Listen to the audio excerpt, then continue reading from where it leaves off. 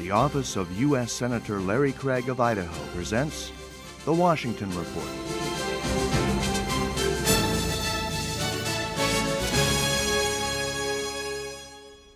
Welcome everyone, I'm Iris Amador. Thank you for letting us bring you another Washington Report.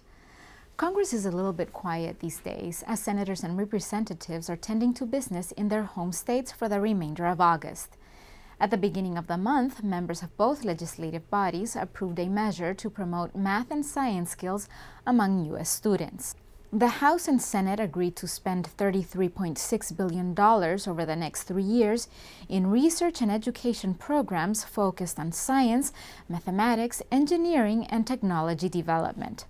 The America Competes Act establishes university grants to create new nuclear science programs and boost existing ones. Idaho Senator Larry Craig was a key figure in the bill. His home state has a long-standing record in this type of research.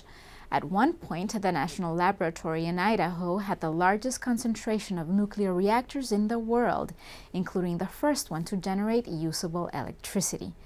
This provision, of course, is tied to the country's goal of increasing its ability to create renewable energy. The bill now goes to President Bush for his signature. Another bill on its way to the White House is one dealing with ethic rules.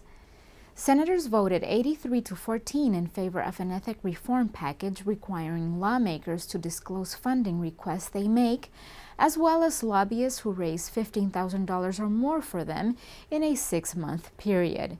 Other rules prohibit lawmakers from receiving gifts and set timeframes before former members can engage in lobbying activities. Some senators say the bill was not as tough as it should have been. A few days ago, we told you about a measure allowing veterans suffering from traumatic brain injuries to be treated in private medical institutions. Recently, the President's Commission on Care for America's Returning Wounded Warriors, headed by Bob Dole and former Health Secretary Donna Shalala, has made recommendations, and Senator Craig says more benefits are on the way. The passage of this bill is only the beginning of changes that we will make and must make for the health care and the benefit services offered to our veterans and offered through VA and DOD. I look forward to hearings on the panel's recommendations soon and to finalize the reading of its report. I now have it in hand. And I'm hopeful that with the passage of this legislation, which will soon be on its way to the President for signature, we in the Congress can really focus on the recommendations of the Dole-Shalala panel. Now we want to turn your attention from legislative actions to a different type of achievement altogether.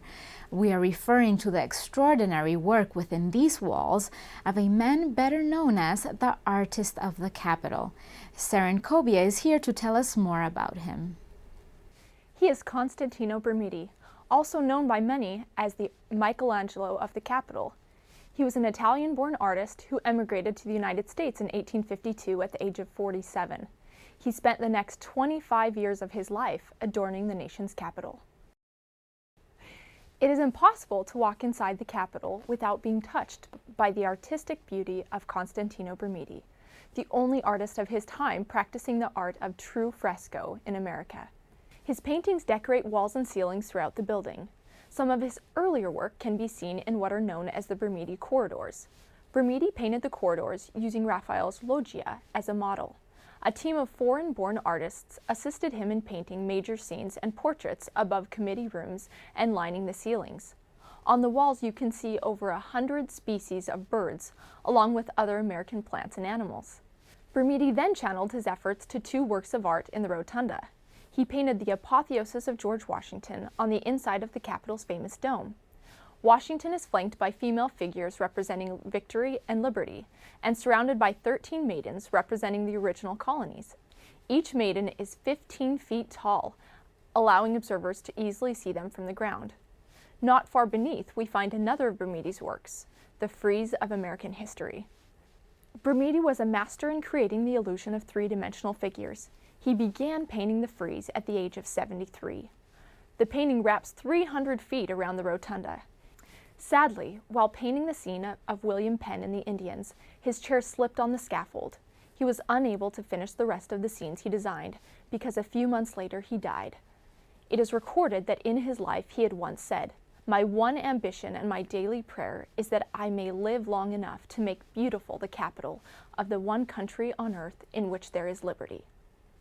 Brumidi's loyalty to his adoptive country was also displayed when he signed one fresco with his name, followed by Artist Citizen of the United States.